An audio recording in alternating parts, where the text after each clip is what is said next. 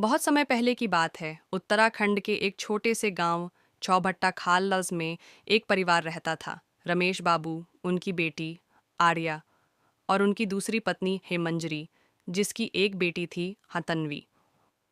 रमेश बाबू की पहली पत्नी का देहांत आर्या के बचपन में ही हो गया था।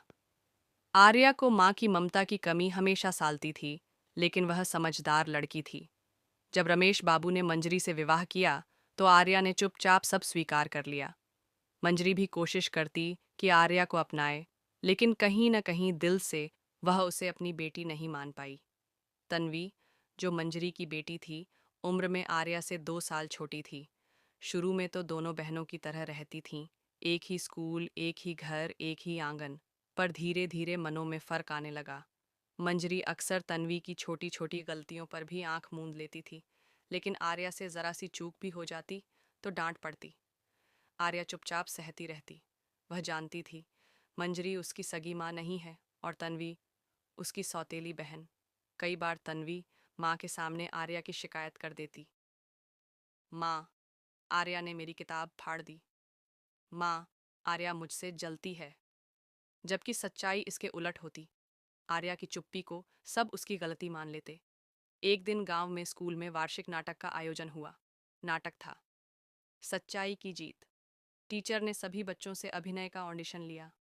आर्या का अभिनय इतना सशक्त था कि उसे मुख्य भूमिका मिल गई। तन्वी को सिर्फ एक छोटी सी भूमिका मिली। मंजरी को यह बात चुभ गई। उसने तन्वी को उकसाया, तू उससे कम थोड़ी है, वो तो बस दिखावे में अच्छी है। तन्वी ने माँ की बातों में आकर आर्या को मंच पर अपमानित करने की योजना बना डाली। नाटक वाले दिन किसी ने आर्या की पोशाक छिपा दी। वह रो पड़ी।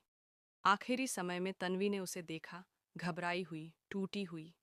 पर तब अचानक उसके भीतर कुछ बदल गया। उसने वह पोशाक खुद निकालकर उसे दी और कहा, जा दीदी, तू ही ये भूमिका निभा, माफ कर दे।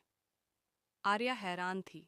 शायद पहली बार तन्वी ने उसे दीदी कहा था और पहली बार आर्या की आंखों में आंसू ममता से भीगे हुए थे। नाटक बड़ा सफल रहा। मंच पर आर्या ने सभी का दिल जीत लिया, लेकिन असली जीत तो तन्वी की थी, जिसने अपनी ईर्ष्या को हराकर बहन का हाथ थामा। मंजरी को भी उस दिन पहली बार एहसास हुआ कि ममता सगी और सौतेली नहीं होती, वह बस दिल से होती है। वह मंच के पीछे जाकर आर्या को गले से लगा लिया और कहा, मुझे माफ कर दो बेटा, अब से मैं तुम्हारी माँ हूँ, सिर्फ नाम से नहीं, मन से भी। रिश्ते खून से नहीं, समझदारी, प्यार और क्षमापूर्ण से बनते हैं। एक ही आंगन की परछाइयां अगर मिल जाएं, तो उजाला खुद चलकर आ जाता है।